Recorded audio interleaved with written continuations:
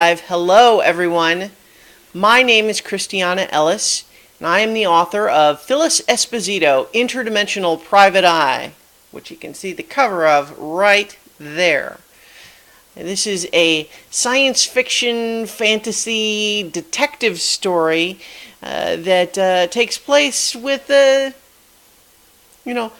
sense of parallel dimensions and lots of portals and elves and magic and robots and spaceships and aliens and all that good stuff. So I decided, in order to promote the new ebook, which releases on Thursday, although you can pre-order it at Amazon right now, and I'm going to go ahead and post that link into the chat. If I can type, where is the... Alright, let's see if I can actually type the link into the chat. And wow, is this allowing me to... There we go. I see. I don't know why I put it right down there. But so that's the link to do this, the pre-order. And I had just started doing this reading over on Facebook Live, but alas, for some reason, the video gave me an error message that said that it was no longer broadcasting, and so hopefully everyone can rejoin over here if you were watching over there, and I'm going to start over from the beginning. So hopefully we'll get everybody included here. Oh, here, let me also turn off this the D&D Beyond setting. All right. So we're going to do a reading here, and hopefully you will check it out. And if this sounds interesting to you, you can pre-order the ebook.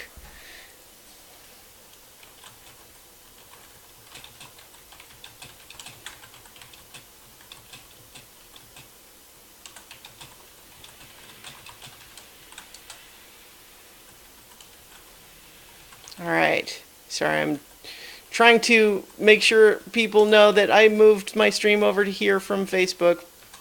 It's always nice to do this sort of a promotional activity right as you are, enjoying technical difficulties. But with that covered, now let's go ahead and begin reading from Phyllis Esposito, Interdimensional Private Eye, by Christiana Ellis. Book 1, No Case Too Small. Chapter 1. Certainty is a drug. I buy it in the form of a dried alien sponge from another dimension. You can pick up the pharmaceutical grade stuff like I do, or make do with the store brand metaphor. But everybody wants that feeling. People will go to extreme lengths to get it, and the real damage gets done when they have it. They want the world to make sense. They want their problems to have solutions. They want to know what to do. Only trouble is, you can be certain and still be dead wrong. This is a story about my very last client as a private investigator, and it begins as I was dredging the bottom of my most recent indulgence. You can't get much lower than sponge withdrawal. Amateurs shouldn't even try. The headaches and nausea are nothing you can't grit your teeth through, but the dreams will make you second guess every decision you've ever made. Decisions like trying to get off sponge, for example. Just the same, I have lots of experience with doubting myself, so I know the territory. When Bobby's chime woke me from just such a dream, I was relieved until a glance around my office confirmed all of my poor choices. It was a semi-legitimate business special: dingy carpet, mismatched chairs, and peeling wallpaper. It smelled of mildew and the plastic fern in the corner. Did have my name on the door, though, so that's something. I rubbed my eyes. Why is it so bright in here? Bobby's cheerful electronic face hovered in the corner of my computer monitor. Sorry, boss. I kept trying to wake you, but you told me that you deserved to sleep forever. A deep breath helped me to blunt the spike of pain in my temples. Bobby, lower your volume 20%, please, and dim the lights. But, boss, you've got a client coming. I frowned at the screen, which had switched to the hallway security monitor. Sure enough, a woman was approaching my door. She had already passed the back alley dentist and didn't seem the type anyway, so she was either a client or she was really lost. Of course, the two aren't mutually exclusive. Just the same, something about her seemed off, and it was more than just the dress, which was too fancy for this neighborhood by half. Bobby's face peeked onto the screen, superimposed over the security display. She doesn't have an appointment. An appointment. Bless his little computerized heart. If there had been any appointments in my calendar, he would have hounded me into at least taking a shower. How do I look? I asked, attempting to straighten up in my chair. Maybe the hat? Tuck your hair up in it and say you just got in. The woman knocked, gentle but not tentative. I took Bobby's advice and tucked my scruffy ponytail under the reproduction fedora. The room didn't spin much when I stood up, but I decided to stay where I could lean on my desk for the moment. Bobby, I said, then cleared my throat. Buzz her in. The strangeness I had sensed through the screen was obvious in person, though your average civilian wouldn't know what they were noticing. The cheekbones, her eyes, the lithe proportions of her hips and shoulders. Her long red hair covered her ears, but I'd bet anything they weren't round on top. Good morning, I said, and welcome. On my screen, Bobby informed me that it was 2 p.m. The woman glanced around the office with the air of someone trying not to look disappointed. I see that look a lot. You are Miss Esposito? Her voice was like a song. Another dead giveaway if you're in the know. I extended a hand. Call me Phil. She looked at my hand with confusion, so I withdrew it. No offense taken. You can't get too hung up on the courtesies in my line of work. And you are? I am Deborah Moon. Please forgive the impertinence, Miss Moon, but I'm betting that isn't your real name, and that you're not from around here. Not this slice, anyway. She grimaced, and I caught a glimpse of some larger-than-human standard canine teeth. Is it that obvious? I had hoped that... Not obvious at all, to your average local, I said. But this is what I do. So tell me, I smiled, how can I help you today? I had been hoping to reassure her, but my smile just broke through her resolve. I don't know if you've ever seen someone with elvish heritage cry, but it really spoils the image. It's not like in the movies where they remain stoic and beautiful while a single tear streaks down their cheek. Maybe somewhere in the multiverse that's true, but mostly they just cry like humans, with all the same snuffling and whimpering and scrunched up faces. Dealing with emotional clients is a natural part of the business, but being used to it is a universe away from feeling comfortable. Please, I said, Miss Moon, have a seat. Would you like a tissue? I offered her the box that I keep on my desk for precisely this purpose. She recoiled like I'd offered her a wet dish rag and took a handkerchief from her purse instead. That one I took a little personal. I replaced the tissues on my desk while she sat across from me. She lowered herself into the chair with grace, trying to collect herself. I'm sorry, she said, dabbing at her eyes.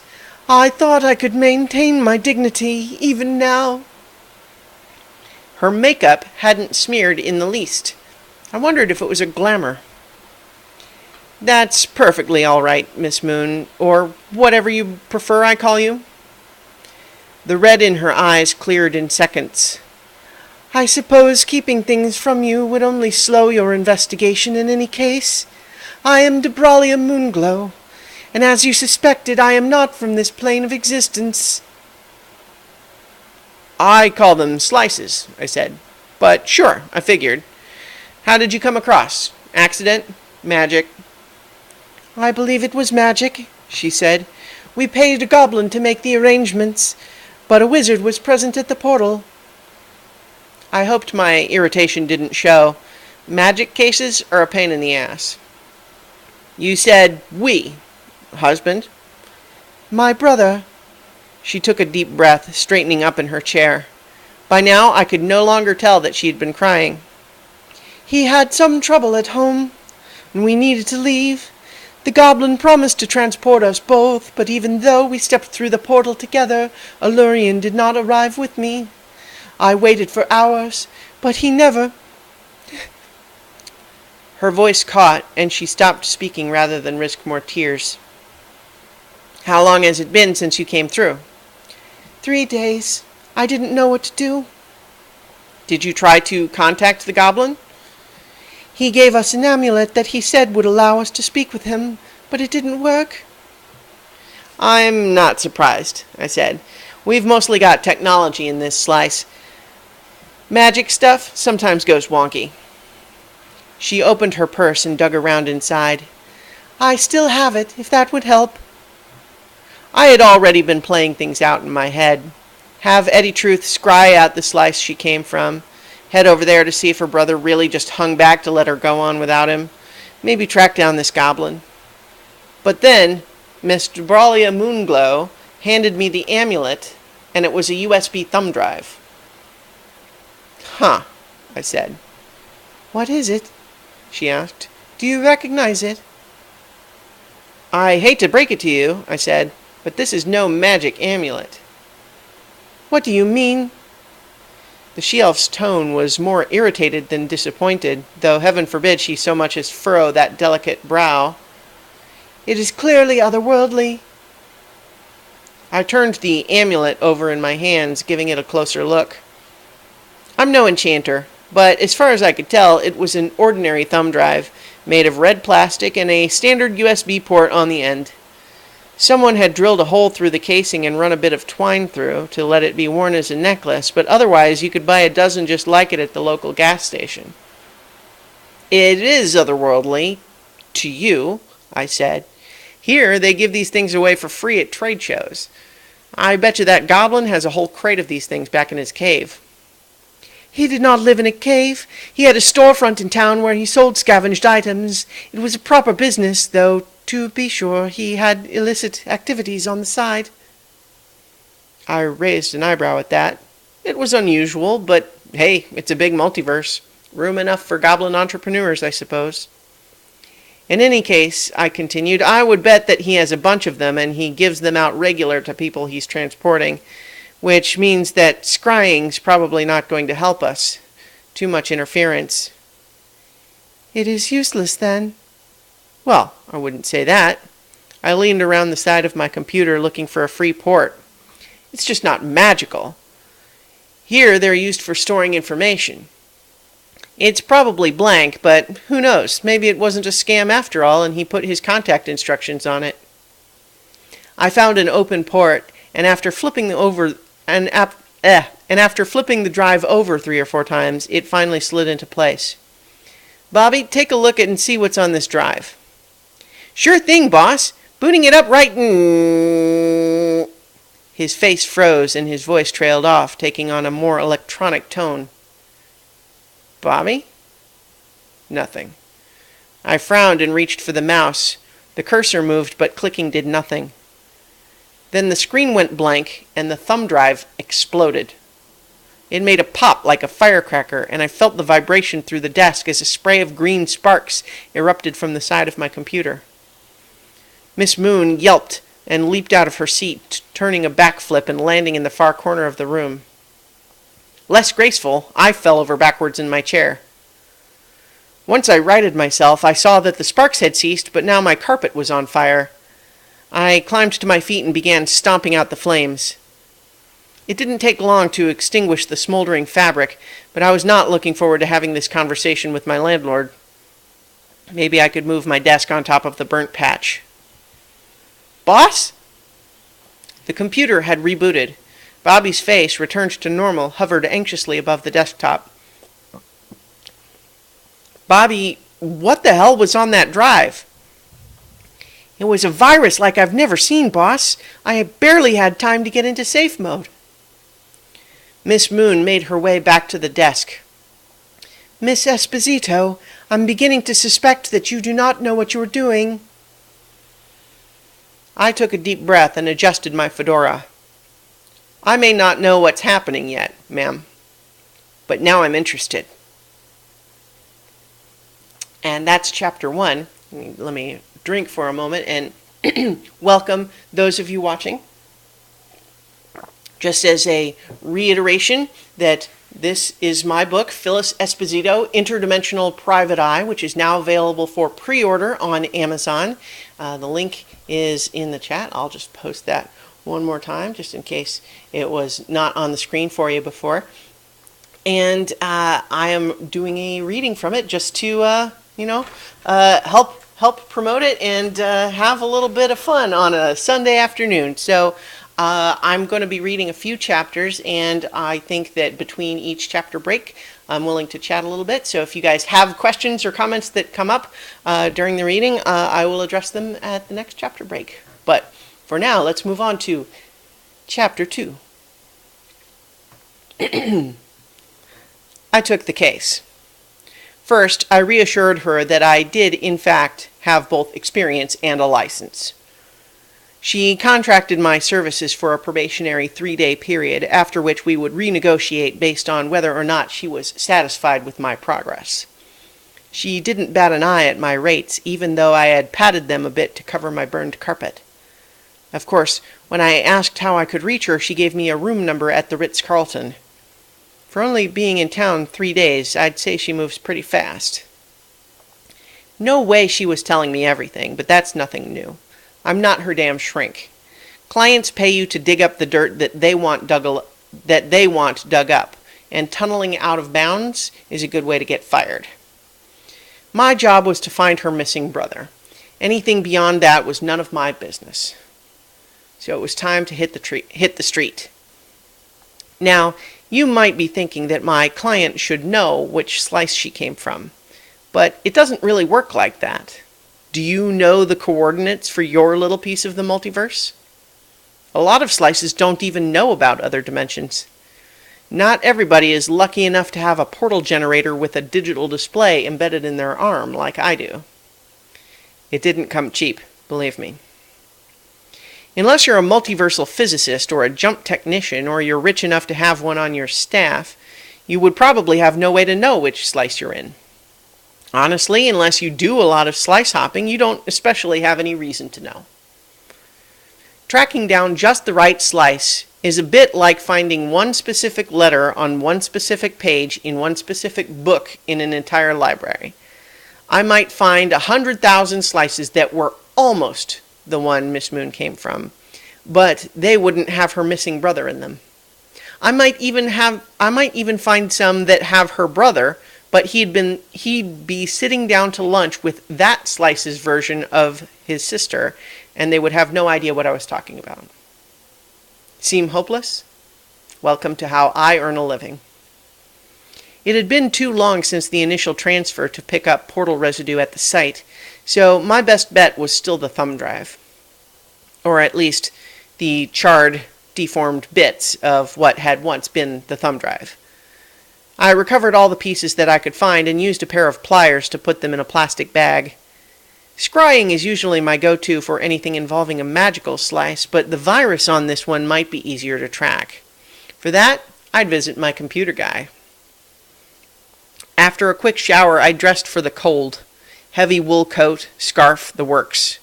I ditched the fedora for a cap with ear flaps and put my heavy gloves in a pocket. I'd need them on the other side, but I can't work the buttons on the generator with padded fingers. The generator is on my left forearm, and the first jump of the day tends to make my hand cramp.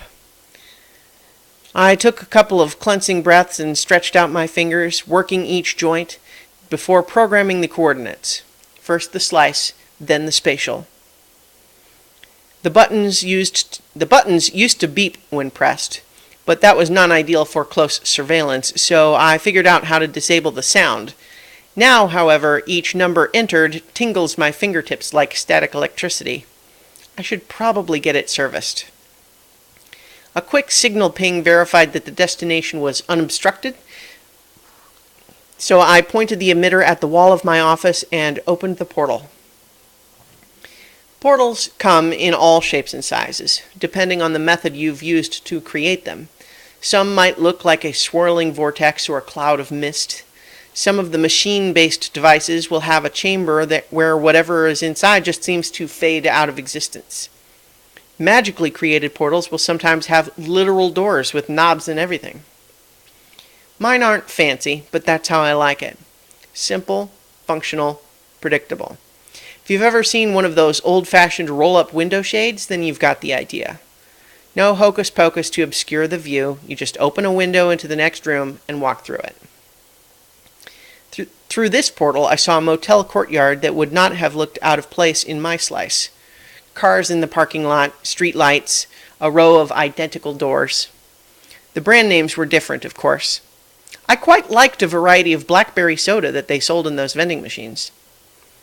A stack of papers on my desk rustled gently, and even through my heavy coat, I felt a breeze at my back. The air pressure's a bit lower in 32F-17, so portals there always create a draft. I put my gloves on and stepped into another dimension. As I passed through, my generator zipped the portal closed behind me. The cold slapped me in the face. Even with my winter gear, I wouldn't want to spend too long outside. According to my guy, at some point in the last century, an experimental algae escaped the lab and ended up sequestering a few percentage points worth of the atmosphere into huge blooms in the ocean. Not so much that you can't breathe, but enough to remove a bit of this Earth's insulation. I pulled my scarf up over my nose and shuffled through the parking lot to room number 7. I knocked, then waved at the webcam mounted over the door. When the lock buzzed, I pushed through, eager to get out of the cold. In my hurry, I tripped over something and went sprawling. Thank goodness for my extra padding.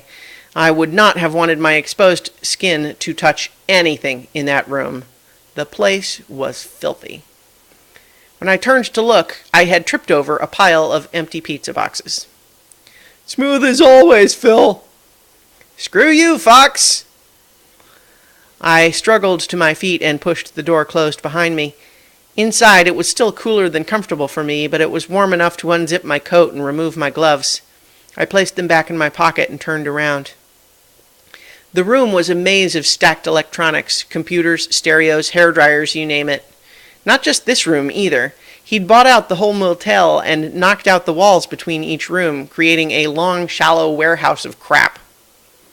Fox was seated at his main console, gray skin and huge black eyes flickering under the glow of 15 different televisions, each turned to a different channel. Standing, Fox would only be about 5 feet tall, but I could count the number of times I'd seen him out of his chair on one hand. Earth gravity was a little heavy for him, I knew, but mostly he was just lazy. We hadn't had any alien visitors yet in my slice, though there was a good chance that his species was out there somewhere. Fox, though, had gone native, and now he just liked to eat, soak up television, and tinker with technology. "You got something good for me today, Phil?" His voice came from a speaker on the computer console. I assume he has internal cybernetics, but the details are beyond me. That's why I have a computer guy. "Maybe," I said. "I'm hoping you can pull something off of this." With that, I held up the bag containing the remains of the exploded thumb drive. "Not giving me much to work with, are you?" Fox held the plastic bag in his long gray fingers and cocked his head to one side. I'll admit that the misshapen lumps of blackened plastic were not very impressive. "Because you're the best," I said. His eyes don't have any whites to them, so you can't really see them rolling, but I could tell. Just the same, he pushed away from the televisions and glided over to an old microwave oven built into a wall of computers and blinking displays. He pulled open the door, tossed the bag inside, and slammed it shut again. "Thanks, buddy," I said. Yeah. He rolled over to his main console and leaned his elbows on the desk. The big monitor blinked to life with a magnified display of the microwave interior, and then tiny robotic arms emerged from the chamber walls. They sliced open the plastic bag and began to arrange the thumb drive pieces from smallest to largest. "I got it from—" "Don't tell me," he interrupted. "Let me scan it first." I held up my hands in apology and then mimed zipping my lips. Inside the chamber, slender pincers lifted each piece of debris in turn, rotating it in front of various emitters and sensors, producing a three-dimensional scan. "Okay," he said. "I've seen worse. The casing's trashed, of course, data lost. But it still looks like you have most of the material." As I watched, the computer created a virtual model of the drive, simulating the explosion in reverse and reassembling the whole like a jigsaw puzzle. Then the simulations paused, and the display zoomed in on one of the metallic components. "Wait a minute," said Fox. "That's weird. Did this thing blow itself up?" "Well, Don't tell me!" he snapped. On screen, the computer finished its model, producing an image identical to the original drive pre-destruction. Fox scrubbed the explosion forward and backward in slow motion, watching it from a couple of different angles. "But there's no residue," he muttered, and then dug his hand into a 5-gallon tub of cheese puffs. I focused on the screen and tried to ignore the slurping sounds as the whole handful, hand included, disappeared into his deceptively large mouth. His fingers emerged slimy and glistening. My stomach turned and my headache spiked. Dizzy, I steadied myself on the handle of an old vacuum cleaner. It was sticky. Just as well that Fox was still occupied with the simulation. I didn't need the drug lecture from the likes of him. I took a few deep breaths and tried to shake it off. Lecture or no, it was time to get off the sponge for good. "Aha!" cried Fox. "There it is. Or, to be more precise, there it isn't." I looked back to the display. He'd stripped away the outer shell of the model, revealing the virtual circuit board inside. "Well, what is it?" I asked. "Or, what isn't it?" "The shell is a standard housing manufactured in slice 34B-25, but that's not what you care about." "No?" "Look right here," he said, and the display zoomed in to a portion of the circuit. There was a spherical shape with a flag on the display. Composition unknown. "Unknown?" I asked. "Never seen that on your display before." "Exciting, right?" He practically cheered. "Whatever it was rigged into the circuit, and it's what caused your drive to blow." "Some kind of explosive?" I nodded. "Designed to destroy the drive in case of unauthorized use?" "Maybe, but don't jump to conclusions yet. Everything else about the drive is commonplace. If all you wanted was to destroy the drive, I can think of 1,000 easier ways to do it, with ordinary explosives or chemical agents. For all that matter, if all you care about is protecting the data, it would be way easier just to have the drive delete itself. Then you don't even know that it wasn't just blanked in the first place. Blowing it up is kind of flashy." Fox reared back in his chair and quivered. I frowned. "Flashy," his voice repeated with a giggle. "Don't you think? 'Cause it's a flash drive?" I smiled politely. "Good one." Settling back into his normal posture, he continued. "Anyway, we can assume one of two conditions. Either this thing is well made or poorly made, right?" "Sure." "Well, I can tell you right now that it was expertly modded post-manufacturer to look like an ordinary thumb drive. So that would suggest it's well made, meaning that it would function according to design." "Stands to reason."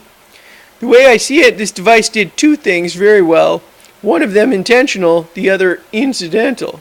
But which is which?" "Well, one thing was to destroy itself, right?" "Wrong," he shouted with jubilation. "I was able to almost fully reconstruct the drive. The only component that could not be recovered," he pointed to the unknown sphere, "was this." "Okay, so what's the other thing it did?" Fox's species doesn't smile like humans do, but he leaned in close and hunched his shoulders. It got your attention. That's chapter 2. So I'm going to take a drink for a second to preserve my voice, especially after Fox's cadence there.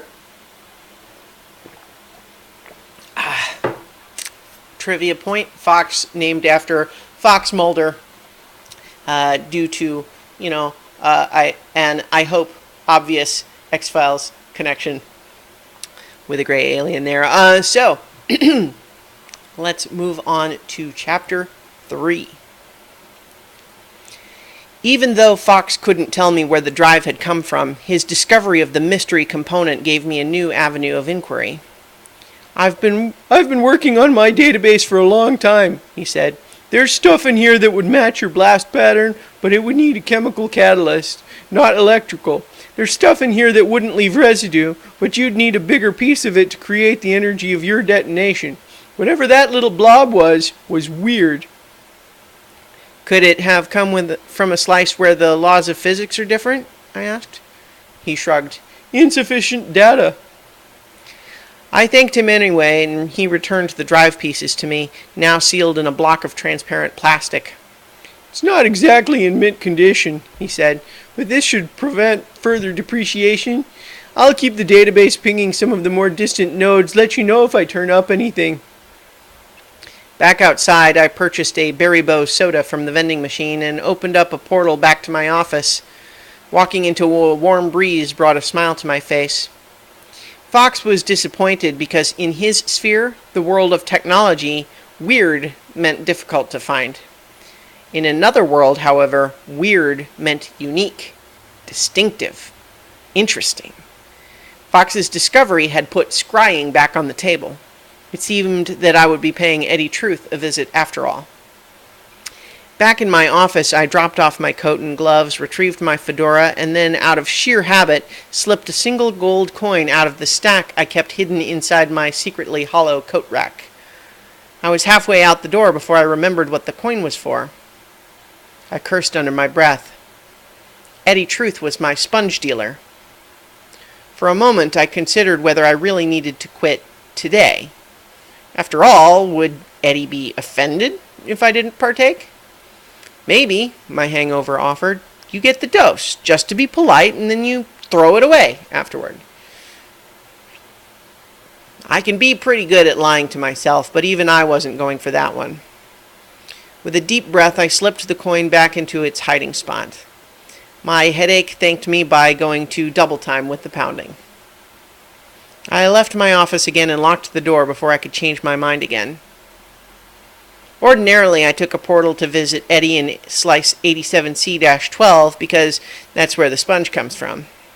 It was made for one-stop shopping that way. Strictly speaking, however, I could visit Eddie right here in my own slice. Maybe that would help to avoid the temptation. Eddie is an all-seer, meaning that every single Eddie can commune in one big hive mind, extending to every slice where an Eddie exists.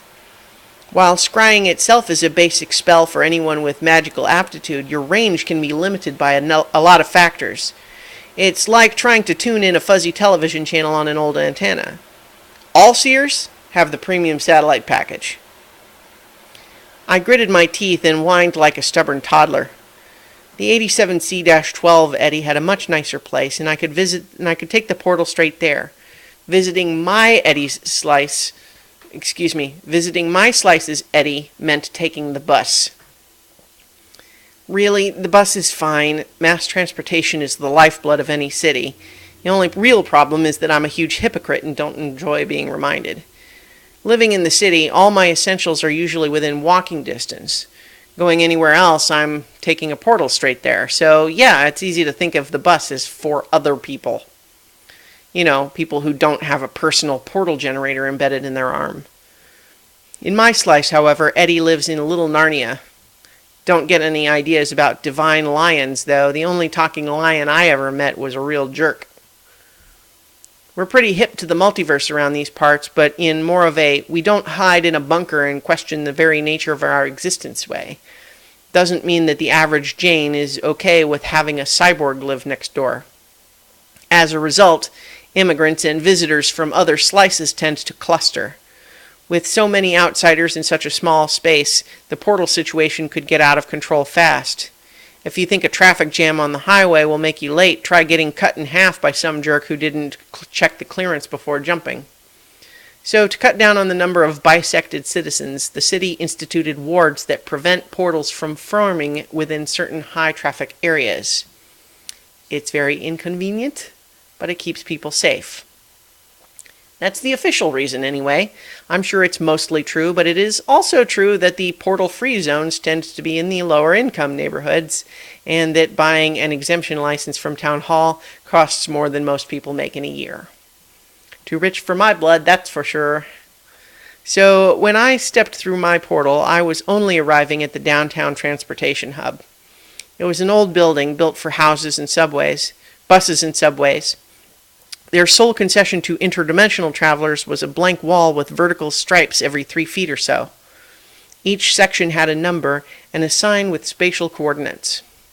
Since casual portaling was still mostly reserved for the rich, the wall didn't see too much traffic, but teleporting to the station anywhere else carried stiff penalties. It meant I didn't have to wait long for an open spot. It also meant that the guy watching the wall spotted me as soon as I came through. I made him not long after. You don't go through portals without watching where you're going, after all. He was a big guy with a buzz cut, wearing a sweatshirt for the city university. It looked brand new, and unless he'd gotten in on a weightlifting scholarship, I doubted he was a student. He didn't even try to stay hidden. As soon as we made eye contact, he muttered something and started to push through the crowd in my direction. I didn't see an earpiece, but it might just be embedded inside that thick skull of his. Instinct and intuition are a big part of being a good detective. If you trust them, they might tell you when a suspect is lying or when a clue might be more than it seems. They also tell you when to run. I feinted right and then sprinted left, nearly colliding with a boxy-looking robot. It swerved out of my way, and the stack of suitcases it had been carrying toppled across the floor behind me. The terminal was busy, but I could duck and weave with the best of them. When necessary, a solid shove would clear most human obstacles. Even better, their startled shouts might attract the attention of transit cops. I don't get along well with most police, but I'll bet that I could answer their questions better than the meathead behind me. Not that I was going to stand around screaming for help. Looking to get out of his line of sight, I hustled down a stairway and ducked around a corner. Damn. A long, straight tunnel stretched ahead of me, the pedestrian passage to the other side of the tracks below us. No way I could round the far corner before he spotted me. I would have rather headed for street level, but instead I backtracked a bit and descended further onto the subway platform. I didn't have a pass, so I smiled for the cameras as I passed through the turnstile. It costs more when you don't have a pre-purchased ticket, but if I lived through this, they could bill me. There was no train at the stop, but the platform was crowded with people, so I removed my hat and pushed into the scrum. As camouflage, it wasn't bad, but the guy was tall and could see over most of the crowd. I made my way to the far end of the platform and took cover around a pillar. My heart pounded and I mopped my brow with one sleeve. He would certainly have followed me onto the platform, so I needed a plan. I could only see 4 exits. The one I'd come through, both directions of the train tunnel itself, and the opposite stairway on the far side of the tracks. I peered across the gap, way too far to jump, and it was a 4-foot drop from the platform to the rails. I peered around the pillar like a damn rookie and then cursed as I made eye contact with my pursuer. He was backed away from the tracks, standing on a bench to scan the crowd. He saw me peeping and hopped off the bench, still muttering to himself.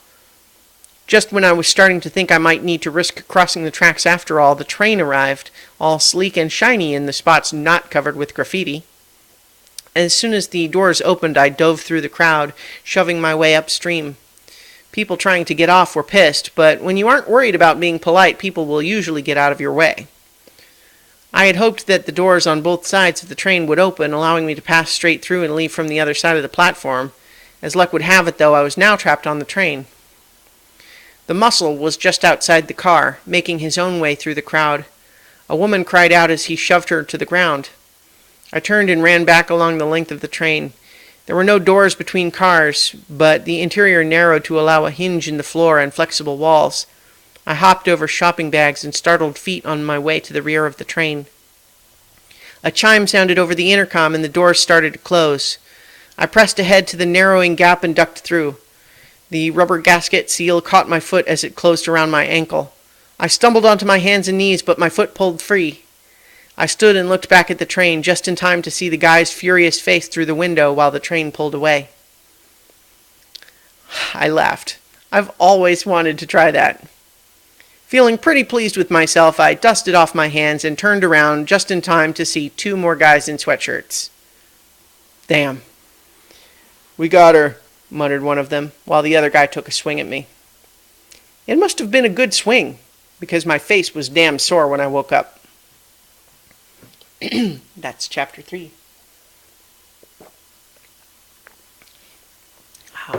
I hope you all are enjoying, those of you watching, either live or later. All right, let's move on to chapter 4. I couldn't have been out long. When the mook woke me by dumping me on my ass, I was still in the bus station. He'd carried me up to that pedestrian underpass, and now he and his buddy were standing guard to keep people out of the tunnel. "Miss Esposito," a robotic voice said, "I trust you are not permanently damaged."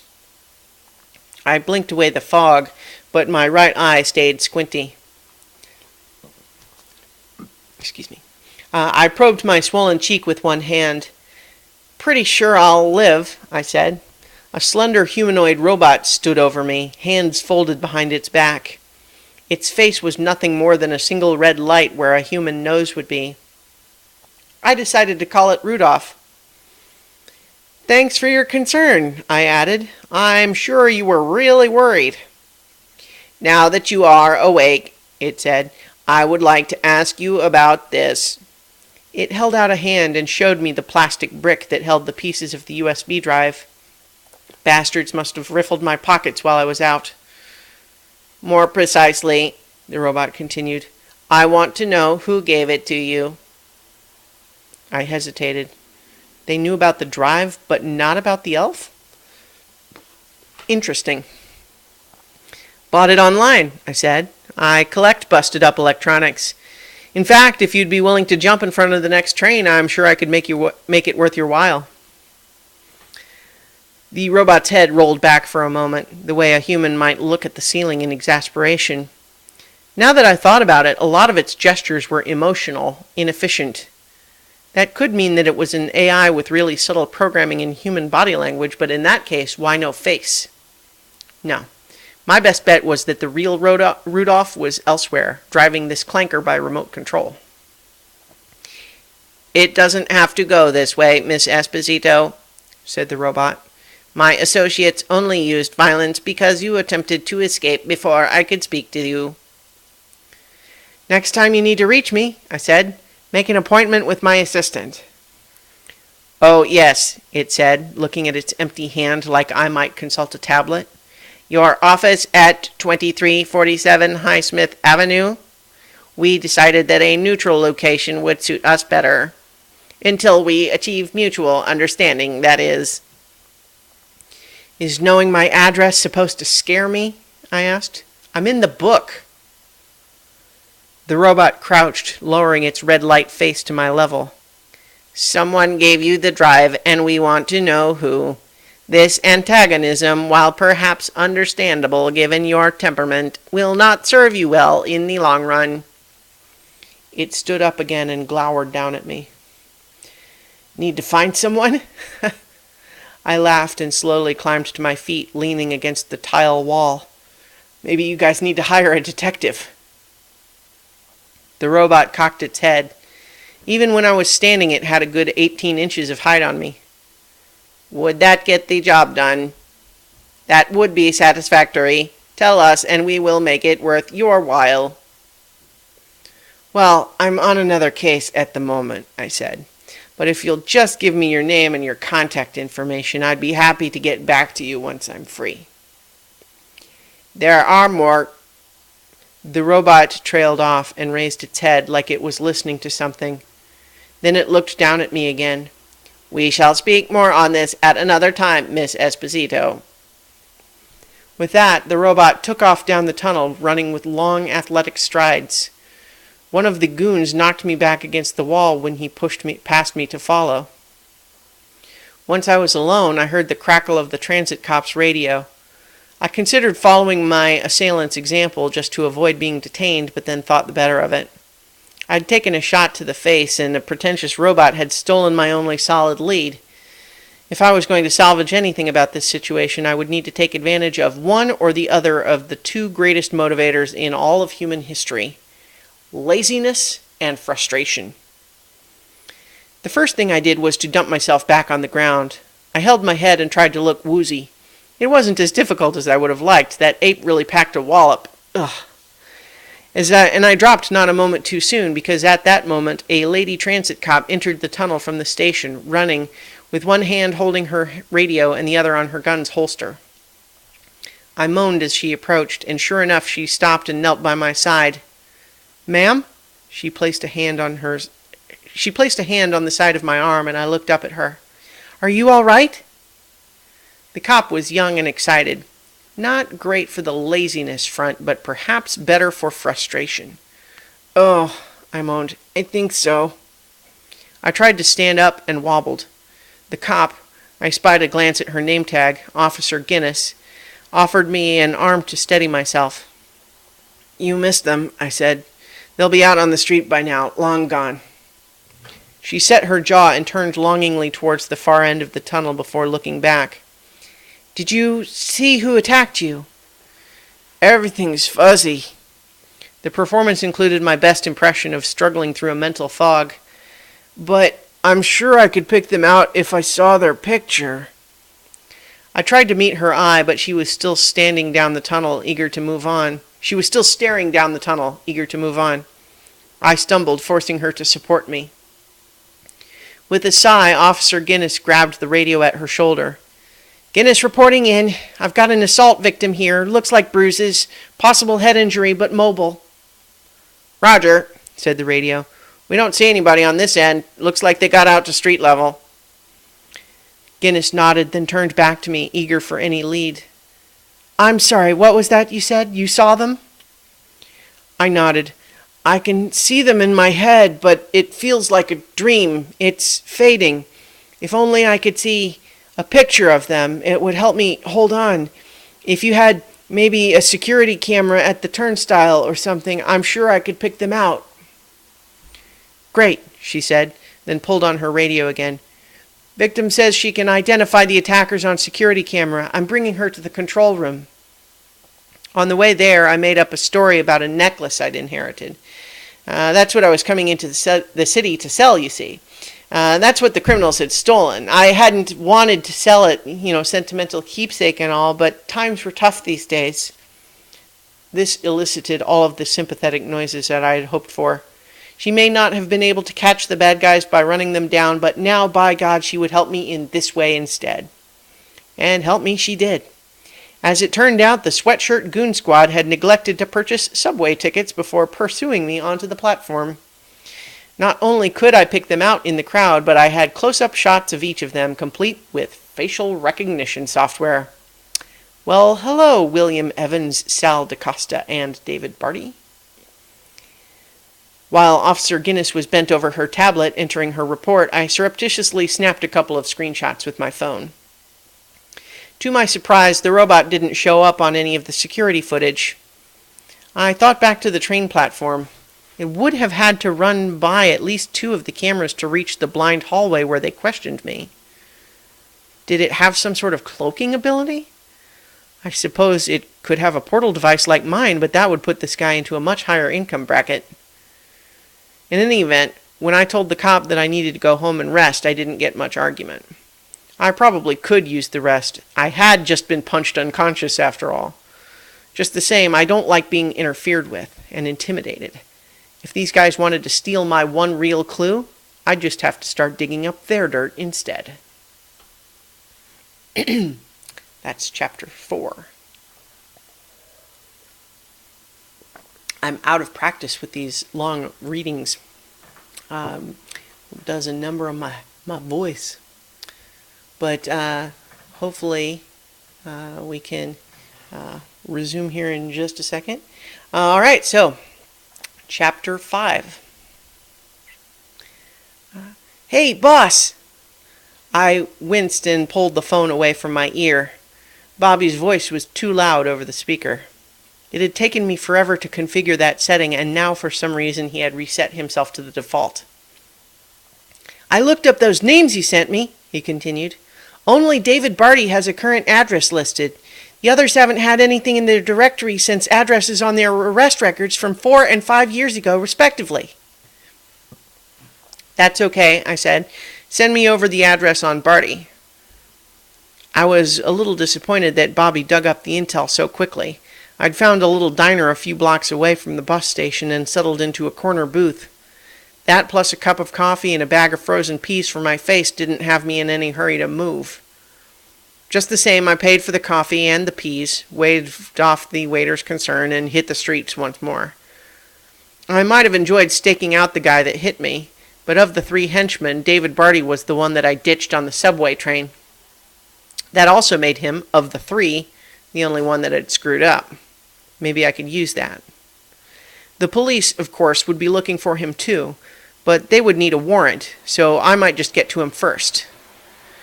The address wasn't too far, lower income but mostly locals. I tucked my fedora a little lower before heading back into the bus station. Wouldn't want to have to explain my return to Officer Guinness just now. Barty lived on the 3rd floor of an old brick high-rise. Security was pretty lax for this neighborhood, no visible cameras. There was a buzzer lock for the door, but I just followed behind a gray-haired guy in a tracksuit. I've got a pretty good shtick for explaining myself in that sort of situation, but the guy had headphones in and didn't even notice me sneak in behind him. On the 3rd floor, I made sure the coast was clear before knocking. No one answered, so I pulled out my lockpicks and bent in front of the door. Before I'd even found the tumblers, the lock clicked open in front of me. The door swung open, and I was face to face with an excellent male 6-pack, wet and glistening. Below it, a towel was wrapped around a trim waist. "What the hell are you doing?" he demanded. This was not how I had intended this exchange to go. "I was picking your lock, Mr. Barty." I tried to sound sophisticated. Tucking the lockpicks into my sleeve, I backed up a bit and began to climb to my feet. Pulling my eyes away from the towel was more difficult than I expected. "After our near-miss encounter today, I thought you'd be in a hurry to see me." Once I was standing, I got a good look at the man's face, and it was not David Barty. "That son of a bitch!" shouted the man. "I beg your pardon?" "Get your skanky ass in here," he demanded. Then he grabbed me by the shirt front, dropping the towel in the process, and dragged me into the apartment. As soon as I was inside, the naked man slammed the door shut behind me. Given the occupation of my suspect, I had expected a shabby bachelor pad. Instead, I found a tidy, tastefully furnished apartment, complete with curtains, framed art on the walls, and about 1,000 tiny porcelain frogs arranged in pristine display cases. "You sit right there." Well, my computer's giving me notification noises. Sorry about that. "You sit right there and don't move a muscle," he shouted, directing me to a dining room chair. I sat. The man disappeared into the other room and then came back wrapping a bathrobe around himself. It did the trick, but without much material to spare. I made no move to speak, but he held up a finger to shush me anyway. In his other hand he was dialing a phone. Then he put it on speaker and held it out in front of him, glaring at me. The phone rang a couple of times, then a man's voice answered. "Hey baby, what's up?" "I met your friend, asshole," shouted the man in the robe. Then he held the phone out to me. "Say hello to my ex-boyfriend." I met his eye and sensed no amusement there. Hello?" He pulled the phone back to his face and took a shaky breath. "This is the last straw, David. I'm leaving." "What?" asked the phone. "Wait, Michael, I don't know what..." Michael ended the call and dropped the phone into a pocket in his bathrobe. "No, I don't know what she told you. I don't know what he told you, he said, his voice raw, but whatever it was, he's a liar. The phone in his pocket vibrated, and so he grabbed it and threw it across the room where it shattered against the wall. Damn, he said. Everything I touch turns to crap. Then he wandered into the other room, leaving me alone at the table again. I blinked. So you're David's boyfriend? Thank God. Even when my brain is spinning, my mouth knows what to do. Not anymore. His voice carried down the narrow, wood-paneled hallway. You might as well stay. I'm only here until I can pack a bag. I looked around. Don't you need to pack up your frogs? He emerged from the bedroom just long enough to give me a disgusted look. You sure know how to pick 'em, he said. Those are his. I think I may have given you the wrong impression, I said, standing. It was time to retake command of the situation. David and I had a bit of an altercation today. I removed my hat and gestured to my swollen face, and I just wanted to talk to him about it. A little unfair, since it had been DaCosta that hit me. Michael came back from the bedroom, holding a pair of suit jackets over one forearm. One look at my face and he paled. Oh no. This time I offered him a seat and pulled out the chair across from him. I'm not saying he's not in trouble, I said, but I'm a big believer in only getting trouble for the stuff you actually did. Are you okay? He asked. I'll live. Michael put his elbows down on the table and rested his head in both hands. I can't believe he went back to it, after everything we talked about. Well, the police already have his face and his name. I just got here first. This isn't his first offense, said Michael, his voice hoarse. There are options, I said. Maybe if I can get the answers to a few questions, there won't be any need to press charges. Michael set his jaw. I'll tell you whatever you want to know. David is not going down for those bastards. I nodded and did not smile. Good. Then let's get started. David's problem is that he's too insecure, said Michael. At my suggestion, my assailant's boyfriend had dressed himself before we got into the serious questions. I figured it would make him more comfortable. Helping me to maintain my own focus was a purely secondary consideration. I set my phone to record audio and then placed it on the table between us. He's always worried that people will think he's dumb, so he doesn't speak up and then people take advantage of him. I offered a sympathetic nod. On a personal level, I wasn't feeling too sorry for poor, insecure David Barty, but you don't discourage someone who's feeding you information. When we met, he was doing muscle work for some real bad news crews. He was depressed, and he thought that that was all he was good for, but I saw this spark in him. Uh-huh, I said, smiling through gritted teeth. I know just what you mean. Who are these crews he worked for? There's this guy based out of Little Narnia. Has a whole little empire smuggling in contraband from other worlds and stuff. Now we're talking. I don't know who actually runs the whole thing, but David got his jobs from this really sleazy guy named Edwin. Edwin? He spelled it with a U, Michael clarified. Edwin, but pronounced the same. Kind of cheesy. Not sure what his deal is exactly, but he's got pointy ears, super skinny. He'd be hot if he wasn't such a slimeball. Sure, I said, trying to stay cool. The overeager fisherman scares away her catch. Think he might be an elf? Michael nodded. Yeah, might be. I didn't ask.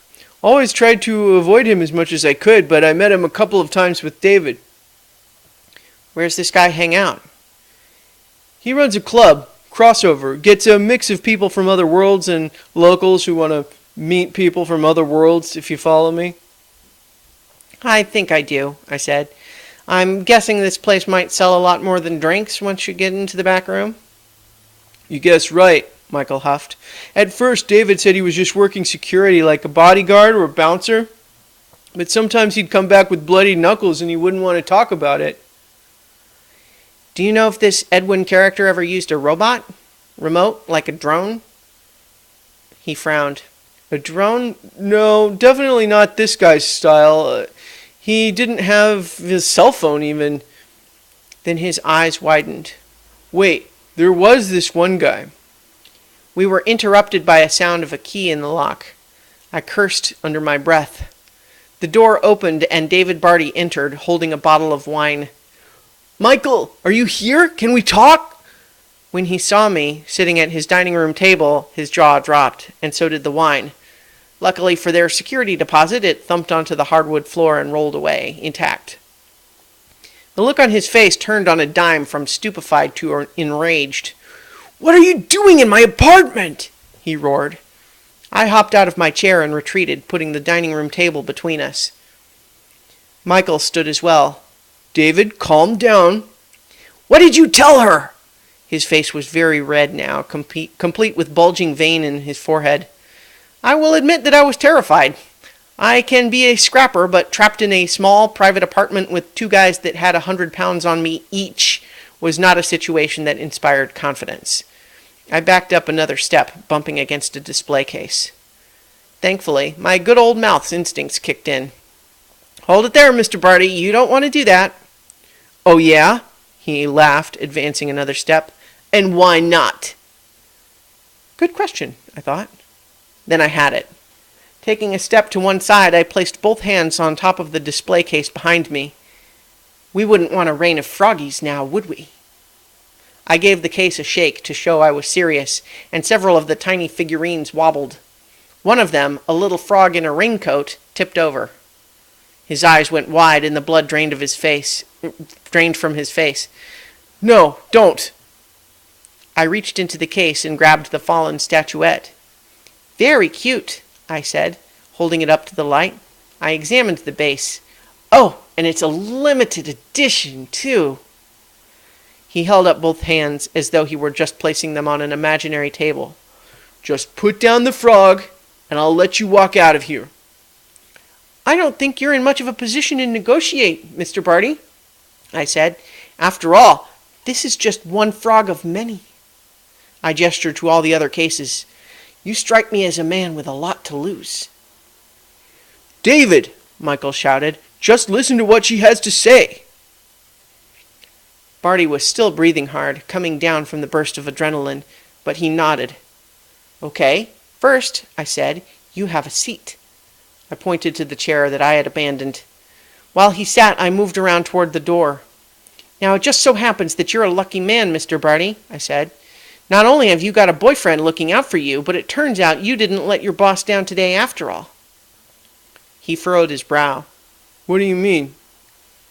Well, after you let me trick you onto the train, I said, you were just so mad that you hunted me down and intimidated me. Even though you and all your buddies all got caught on the security camera, names and faces, you convinced me to recant my statement and drop all charges. Edwin ought to like that, don't you think? Barty remained silent, but I detected the glint of hope in his eyes. I grabbed a dish towel off the counter and wrapped the raincoat frog in it. Now, this little guy is coming with me, as a token of our new friendship. If we're still friends in a week or so, I'll see that he finds his way home. You understand me? He nodded, his jaw clenched. Yes, I understand. Good. I opened the front door. I'm glad that we could come to an arrangement. As I backed away, my foot bumped against the dropped bottle of wine. I'm taking this too, I said, grabbing it off the floor. You two probably have a lot to talk about, and you should do it sober. With that, I closed the door and then exited the building as quickly as possible. Once on the street and around the corner, I sat on a stoop, opened the wine with shaking hands, and took a long swallow without even looking at the label. That's chapter 5. All right, I hope that you're continuing to enjoy it. I think I'm going to do one more chapter. Oh, got any chance the frog pieces are a nod to the Earth Portal Guard on the Good Place? You know, actually, it's not, because I wrote this segment before seeing that, but I love the synchronicity of it. That is something that I enjoy the coincidence of it, even though it is a coincidence, I'm afraid. I'm I'm trying to think, actually. I think it was my grandma actually collected these little crystal figurines, and I think that's kind of what I had in mind. So when I was envisioning this apartment, I'm not really sure where the specific idea of the little frog in the raincoat came from. All right, one more chapter, I think. Chapter 6. I woke up in a nice bed, surrounded by devastation. The night before, in my drunken state, I had neglected to close the blinds before collapsing into bed. As a result, the sun woke me early, illuminating the view of an empty, crumbling city. Nature had started to reclaim what had once been man's domain. While humanity's works were rotting away, new life was filling in the cracks. I liked it. It reminded me that even the end of the world wasn't the end of the world. Of course, I didn't actually remember going there last night. Don't drink in Portal, kids. I groaned and rolled out of the advancing sunbeam. My brain felt as ruined as the rotting city. The sun, like a sprouting plant, was splitting the pavement wherever it could find a crack. My safe house was in one of the newer skyscrapers, so it was still holding up well, even though older buildings had started to collapse around it. Recalling last night's events felt like looking at them through a filthy window. After leaving Barty's apartment, I had decided two things. One, I was going to get really drunk. Two, it probably wasn't safe for me to black out where David or Rudolph or anyone else might find me. Since one was non-negotiable, two required me to skip town, if only for the duration of my bender. Though I was still exhausted, biological needs mandated my departure from bed. Thankfully, the building had its own water tower, and you'd be surprised how long a big building's water supply can last when only one person is using it. And even then, only when she needs a place to crash. I sure wouldn't want to drink it, but it was good enough for flushing the toilet. Caffeine and a shower, however, would require returning to my own slice. I punched the coordinates into my portal generator and fired. I hadn't prepared my hand and it seized up, big knot in the palm, and I couldn't curl my pinky finger. I definitely needed to have it serviced. After a quick check to make sure there was no one else waiting in my office, I stepped through, closing the portal behind me. "Hey, boss!" chirped Bobby from the computer monitor, almost loud enough to send me into a controlled demolition. "Damn it," I moaned. "Lower your volume." "Sorry, boss," he said, a bit softer. "I'm downloading some updates that are affecting my customization settings." I wandered over to the mini fridge, took a knee, and pulled out an energy drink. The cool can felt great against my swollen cheek. I sat on the floor with my back against the wall. "You have a message from your new client," said Bobby. "Would you like me to play it?" "One sec," I grimaced, opened the can, and took a couple of swallows. "Okay, shoot." "Good evening, Miss Esposito." Miss Moon's voice sauntered out of Bobby's speakers. "Thank you for being so kind as to accept my case.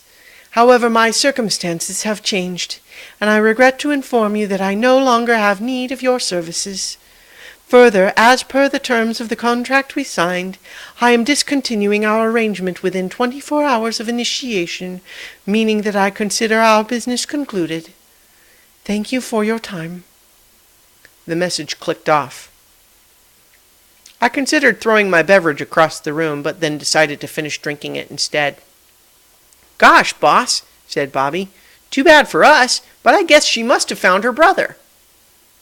I remembered Rudolph glaring down at me, holding out the remains of the thumb drive. "I want to know who gave it to you," he'd said. "Bobby," I climbed to my feet. "You still have Miss Moon's room number at the Ritz-Carlton, don't you?" "Well, sure, but why?" "I'm pretty sure she needs rescuing from a pretentious robot.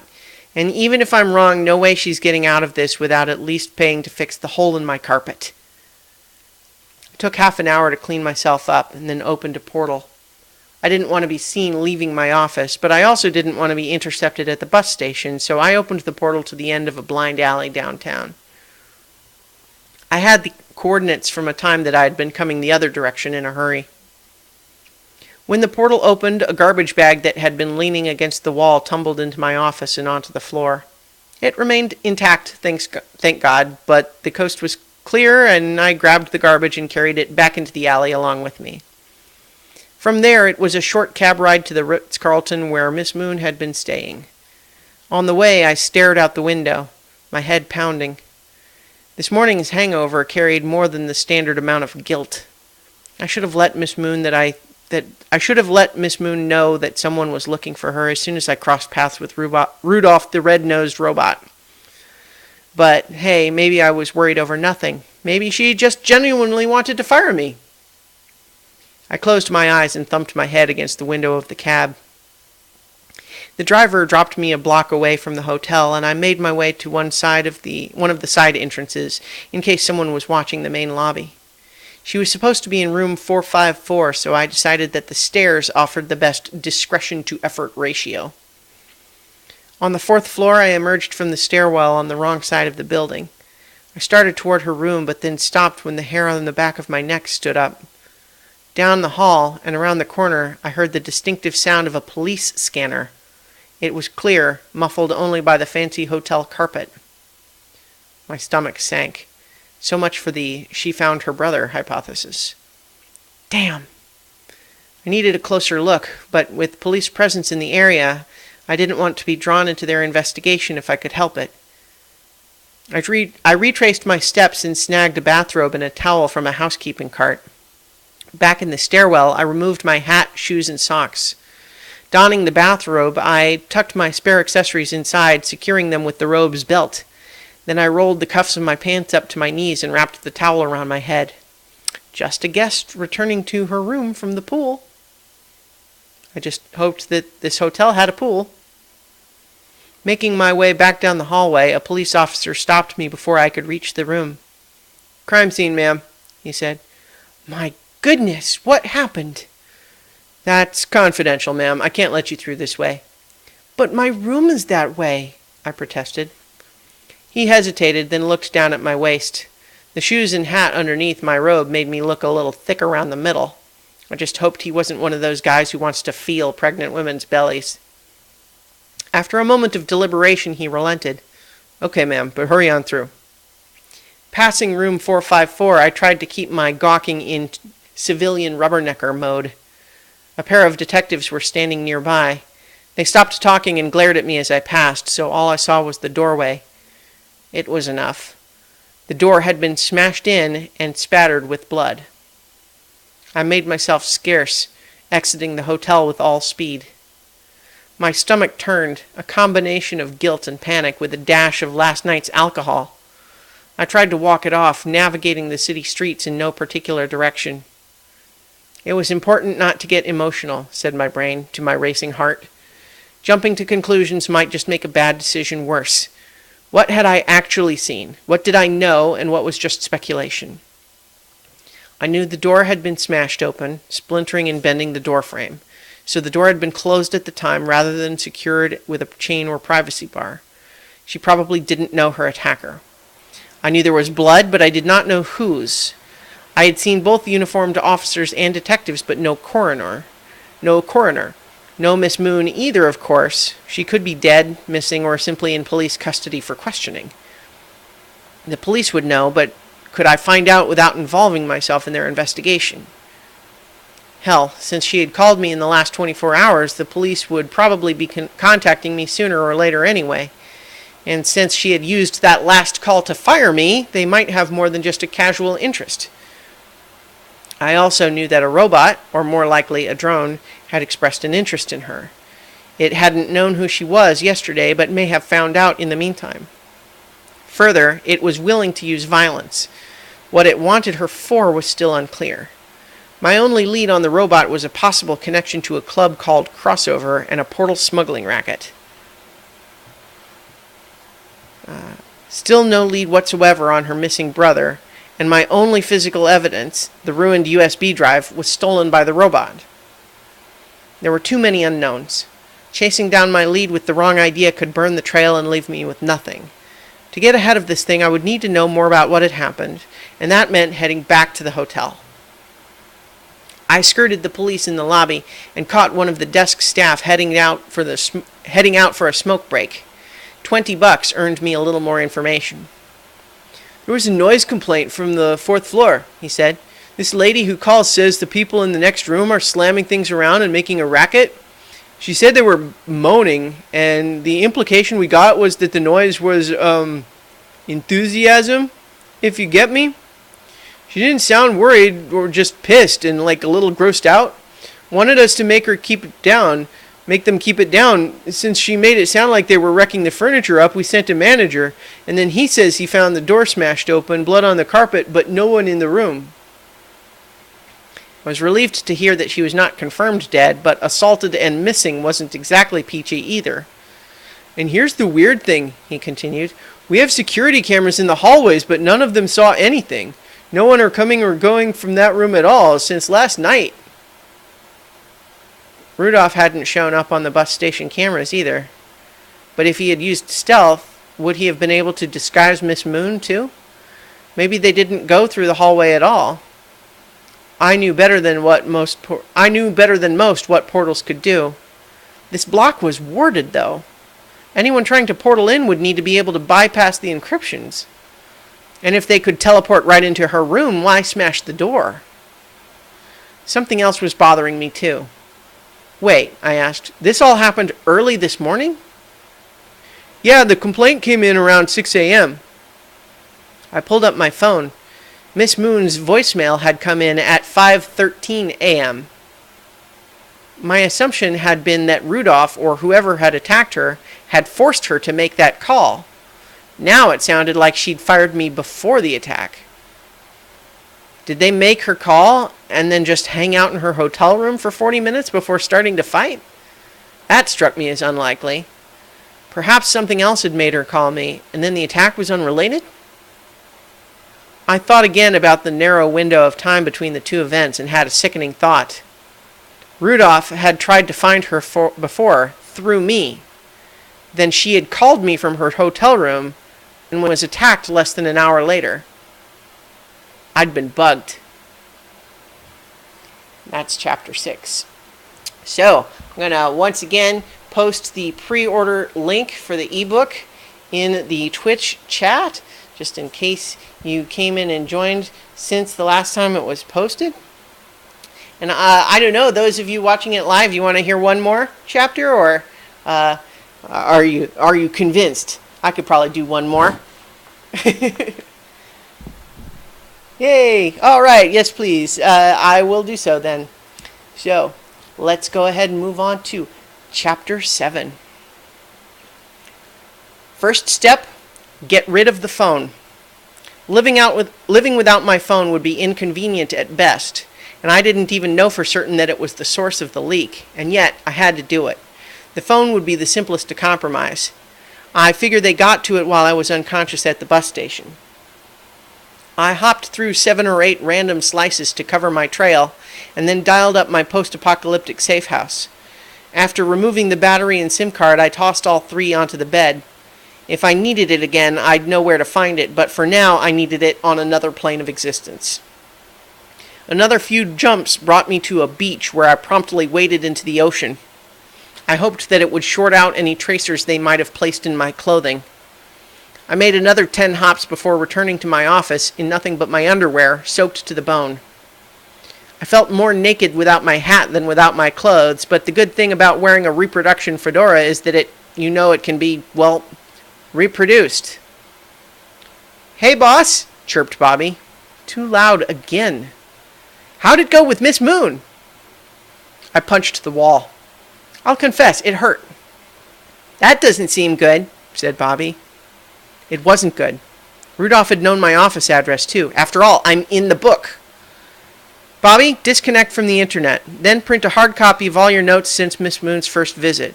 When that's done, reset yourself to your previous backup. Set the restoration to refuse any automatic software updates, and do not reconnect to the internet.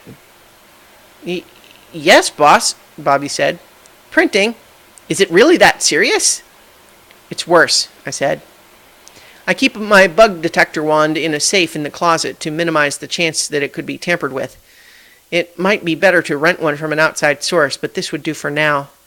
I waved it all over my office, all the walls, the furniture, my spare clothes, everything, looking for anything that might be transmitting signals.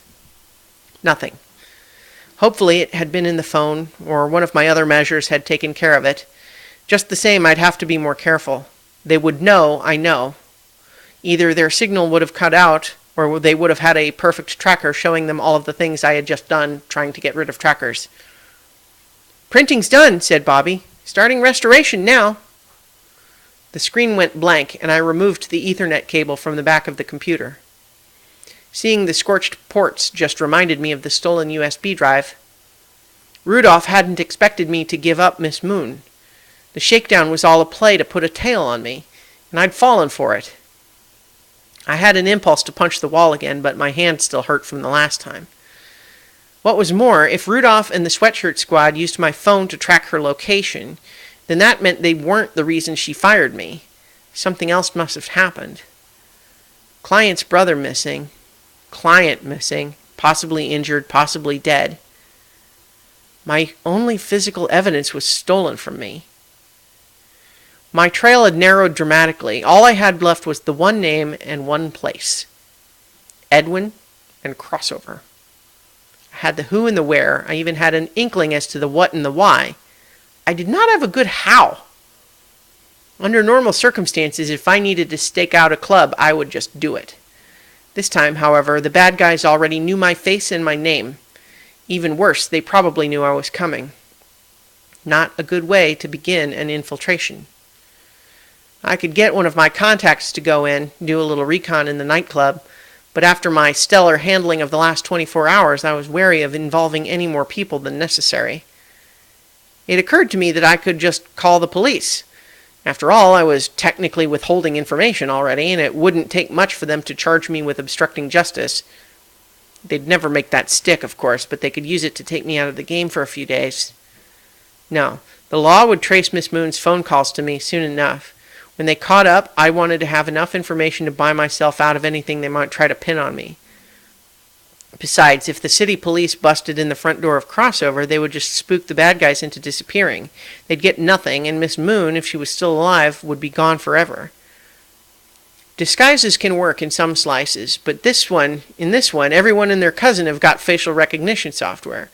Fooling it would require either holograms or major surgery, and I didn't have time for either. If I couldn't call the cops, and I couldn't bring in anyone else, and I couldn't sneak in, there was only one option left. I walked in the front door. Technically, it was an alley entrance, one of those places built out of a converted industrial building, designed to look discreet and more than a little sketchy. I reached for the door only to have it swing open in front of me. First came the thump, thump, thump of muffled dance music, and the bouncer emerged from behind a blackout curtain. He looked like Frankenstein, and I don't mean that he looked like just any reanimated patchwork. I mean he looked like he had just stepped off of a movie set. The bolts in his neck were clearly fake, and I think the greenish tint of his skin was makeup. Was it that kind of club? Costume or not, he was plenty intimidating when he grabbed my shoulder and pinned me against the wall. "Wait here," he said. There was no point in arguing. The guy's arm may as well have been made of titanium. Still, this was all theater. If they wanted to hurt me, they'd let me get inside first. Sure enough, the guy was muttering to himself under his breath. I didn't see an earpiece, just like the guys at the bus station. Another cybernetic implant? After cocking his head like a dog, he dropped the menace act like a smoker disposing of a used-up cigarette. Then he let me off the wall and gave me the most disinterested, business-like groping that I have ever experienced. "You're fine," he grunted, and then stood aside. "Not so bad yourself," I said, and passed through the curtain. The best dance clubs want your entrance to be an experience. First, you hear the music. Then, clever architecture and well-placed furnishings build the tension. Finally, the dance floor is revealed, feeling bigger than the building should allow, both spacious and full of bouncing, writhing bodies. At least that's the way I like them, okay? When the club design is really ingenious, walking through the door feels like entering another world. Crossover was ingenious, all right. Your average headbanger would slip through that curtain, gawking at how the ceiling looked like a starry sky, dominated by an enormous gas giant that took up half the horizon. A thin, wispy fog was just dense enough to reflect the laser light show. They would smell the sweet perfume of exotic flowers in the suddenly warm, humid air and marvel at how the light-up dance floor looked as big as a football field, even though the club occupied less than a city block. Wow, they'd say, how'd they do that? Then they'd start to bob with the beat of that pulsing bass and drink or snort or shoot their wonders away. I was more impressed with the tingle in my left hand. See, I was pretty sure that I actually had just entered another world. I took a look at my portal generator, and the Slice ID display was a blinking line of asterisks. Wow, I said. How'd they do that? No one came to greet me, though there was no doubt in my mind that they were watching. I looked for the bar. Wading into the crowd explains the bouncer's Frankenstein outfit. Though I spotted quite a few varieties of non-humans speckled across the dance floor, the club's main clientele seems to be what you might call enthusiasts. Costumes everywhere, running the whole spectrum from simple accessories to elaborate full bodysuits and masks. Some outfits were better suited for dancing than others. The bartenders were busy but attentive, and the wall of liquor behind them featured a few of the more common alternate Slice brand names amongst the standard choices. A part of me wondered about ordering anything from these people. They hadn't hesitated to knock me out at the bus station, after all. Drinking something they had handed me was a risk, but my whole play here depended on acting relaxed. I ordered a familiar brand of scotch, hoping that I would be able to taste any unusual additives. After taking a sip, I detected an excess of water, but that isn't what I would call unusual in a place like this. Turning my back to the bar, I sipped my drink and watched the dancers. It was easy to envy them. They weren't here on business. They were here to forget about all that stuff that was getting them down. Maybe this was the one place they could go to experience something magical, leave their normal selves behind, be who they always wanted to be. You didn't even have to be a single lonely individual. Dive into that crowd, merge with the hive, join with the pack, be a part of something bigger than yourself. I took a sip of my drink, regretting that I was here on business. Miss Esposito. I turned, startled, to see Rudolph standing by my side, staring down at me with that single red light. I hadn't even noticed it approach. You've been invited to the VIP room, it said. This way, please. The robot led me through the club, sticking to one side of the long dance floor. Given the nature of our last encounter, I expected Rudolph to give me some attitude, but they didn't say a word. In fact, I saw no evidence of the emotive gestures they had used in the bus station. It just walked ahead of me with long, even strides. At one point, I stopped to examine a clever holographic light show built into a fountain. The robot just stopped and repeated, "This way, please," without even turning its head. I was thinking that whoever had used the robot to shake me down before, they weren't home at the moment. No one driving the sleigh, so to speak. I followed the robot up some stairs and was waved through a velvet rope barrier into the VIP section, which sat on a balcony overlooking the dance floor. The people already gathered there stared at me. I watched their interest rise and fall like a cresting wave. A newcomer? Anyone we know? Someone new? Someone important? No? Are we sure? Well, never mind then. What were you saying? No one got up to greet me, and the robot left as soon as I had crossed the rope. I stood there, alone in the threshold, with a drink in my hand. Head games? I wondered. If so, I don't recognize this one.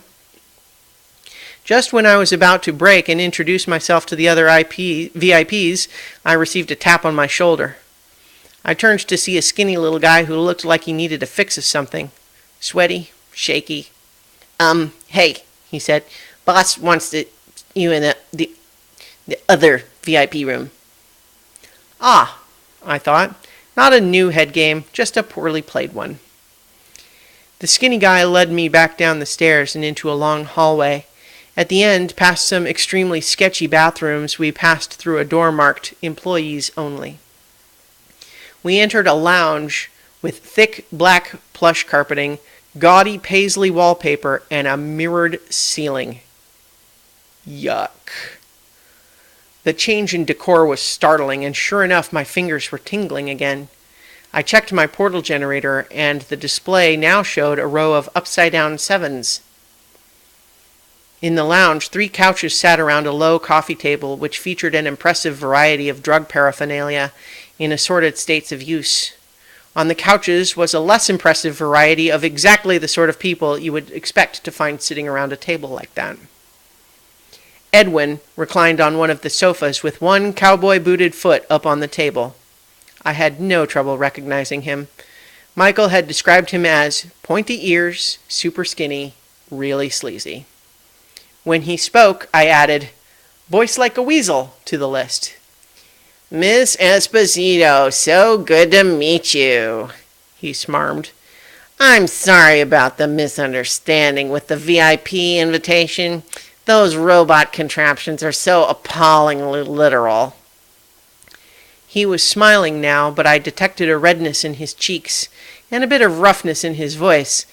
I'd bet good money that a few minutes ago he was raging. "In any event," he continued, "I confess that we were not expecting you this evening. Tell me what we can do for you."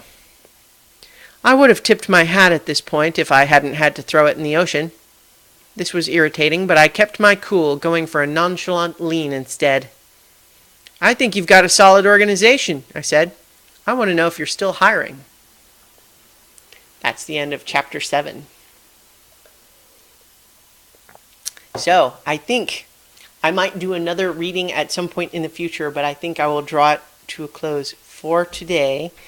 Once again, I'm going to just toss that pre-order link into the Twitch chat if you hadn't had a chance to see it.